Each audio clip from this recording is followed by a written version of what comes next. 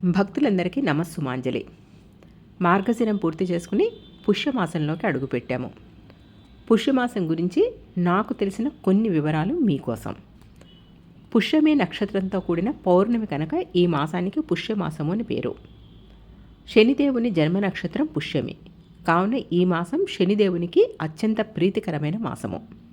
పుష్యమాసంలో శనీశ్వరుడికి పూజ చేయడం ద్వారా శని ప్రసన్నుడై దోషాలను నివారించి శుభాలను కలుగజేస్తాడు.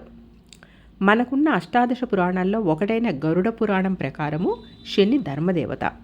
మనం చేసే పాపపుణ్యాలను లెక్కించి వాటికి తగ్గ ఫలితాలను మనకు అనుగ్రహిస్తూ ఉంటాడు. శనీశ్వరునికి ఇష్టమైన బెల్లము నువ్వులను ఆహారంలో భాగంగా తీసుకోవడం ద్వారా, దానం చేయడం ద్వారా శని దోషాలు నివారింపబడి మంచి ఫలితాలు కలుగుతాయి. ఇక ఈ మాసంలో వచ్చే శుక్లపక్ష షష్ఠిని తమిళులు సుబ్రహ్మణ్య షష్ఠిగా జరుపుకుంటారు. శుక్లపక్ష అష్టమి పితృదేవతలకు ప్రీతికరమైన రోజు. ఆ రోజు పితృదేవతల సంతృప్తి కోసం దాన ధర్మాలు విశేషంగా జరుపుతూ ఉంటారు. శుక్లపక్ష ఏకాదశిని పుత్రదా ఏకాదశి అని అంటారు.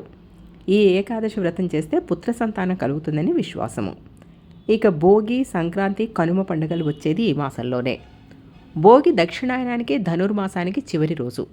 ఈ రోజే గోదాదేవి ఆ రంగనాథుడిలో ఐక్యమైన రోజు. అన్ని విష్ణు ఆలయాల్లో గోదా కళ్యాణం అంగరంగ వైభవంగా జరుపుతూ ఉంటారు. సంక్రాంతి నాడు సూర్యుడు మకర రాశిలో ప్రవేశిస్తాడు. ఈ రోజుతో దక్షిణాయనం పూర్తయ్యి ఉత్తరాయణ పుణ్యకాలం ప్రారంభమవుతుంది. కనుమ నాడు వ్యవసాయంలో ఉపయోగించే పశువులను లక్ష్మీ స్వరూపంగా భావించి వాటిని విశేషంగా అలంకరించి పూజిస్తారు. ఈ మాసంలో చివరి రోజైన అమావాస్యని చొల్లంగి అమావాస్య అంటారు. గోదావరి 7 పాయల్లో ఒకటైన తుల్యభాగ అనే పాయ చొల్లంగి వద్ద సముద్రంలో కలుస్తుంది. ఈ ప్రదేశం కాకినాడ దగ్గరలో ఉంది. ఆ రోజు చొల్లంగిలో విశేషమైన తీర్థం జరుగుతుంది.